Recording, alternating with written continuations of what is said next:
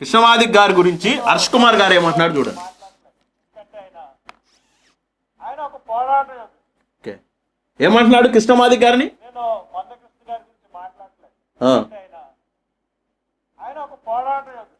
మందకృష్ణమాదిక్ గారు ఒక పోరాట యోధుడు అంటున్నాడు. ఎవరు అంటున్నా మాట?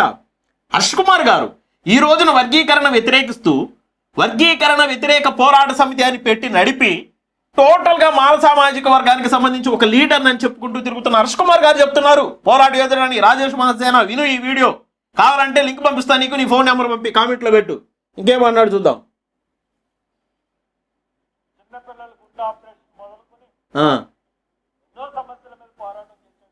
చిన్న పిల్లల గుండె ఆపరేషన్లు మొదలుకొని ఎన్నో సమస్యల మీద పోరాటం చేశాడంట. హర్ష్ కుమార్ గారి మాటలు, మందకృష్ణమాదిక్ గారి మాటలు కాదు, నా మాటలు కాదు, ఇంకో మాదిక సామాజిక వర్గానికి సంబంధించినటువంటి వాళ్ళ మాటలు కాదు, లేదా మాదిక సామాజిక వర్గానికి సంబంధించినటువంటి మందకృష్ణమాదిక్ గారిని అనుసరించేటువంటి మాల సామాజిక వర్గానికి సంబంధించిన నేత అంటల్లా. వర్గీకరణని వ్యతిరేకించే ఈ రోజున కృష్ణమాదిక్ గారిని బూతులు తిడుతున్నారు. బూతులు ఎప్పుడు తిట్టలేదులే, సారీ. కృష్ణమాదిక్ గారిని విమర్శిస్తున్నటువంటి హర్ష్ కుమార్ గారి యొక్క మాటలే అవి. ఎన్నో పోరాటాలు చేశాడంట. ఎంత గొప్ప మాట. ఇంకా చూడండి ఏమంటాడు.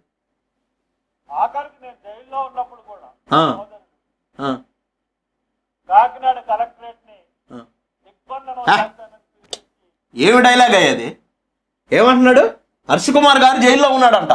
జైల్లో ఉన్నప్పుడు, ఆఖరికి నేను జైల్లో ఉన్నప్పుడు కాకినాడ కలెక్టరేట్ని దిగ్బంధనం చేస్తానన్నాడంట. దిగ్బంధనం అంటే ఏందో తెలుసా? అంటే అంత వీరోచితమైనటువంటి ఫైట్ ఇచ్చింది ఎంఆర్పిఎస్. ఎవరి కోసం? హర్ష్ కుమార్ గారి కోసం. హర్ష్ కుమార్ గారు ఏ రోజన్నా కల్లో నిద్రపోయేటప్పుడు ఊరికట్ట లేపి వర్గీకరణ వ్యతిరేకం అనుకూలం అంటే వద్దు వర్గీకరణ వద్దు అంటాడు. అలాంటి వ్యక్తి జైల్లో ఉంటే కాకినాడ కలెక్టరేట్ దిగ్బంధం చేస్తామని చెప్పేసి చూడు ఏమైందో. సక్సెస్ అయ్యాడు. అది దట్ ఈజ్ ఎంఆర్పిఎస్. దాని గురించా నువ్వు మాట్లాడేది? ఆ ఉద్యమ సంస్థ గురించా మాట్లాడేది? వాళ్ళది న్యాయమైన పోరాటం. మందకృష్ణమాదిక్ గారి మాటల్లో కాదు, నేను మీకు చూపించాను క్లియర్గా. మందకృష్ణమాదిక్ గారు చెప్తే ఆయన ఏదో ఆయన కీర్తి కోసమో ఆయన గొప్పతనం కోసమో మాట్లాడుతున్నాడు అని అనుకోవచ్చు.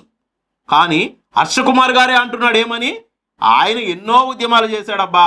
గుండె జబ్బు పిల్లల కోసం ఉద్యమాలు చేశాడు, అనేక రకాలైన ఉద్యమాలు చేశాడు. అంతెందుకు నిత్యం ఆయన్ని వ్యతిరేకించేటువంటి నేనే జైల్లో ఉంటే కాకినాడ కలెక్టరేట్ని దిగ్బంధనం చేశాడని చెప్పేసి ఆయన మాట్లాడాడు. ఇంతకన్నా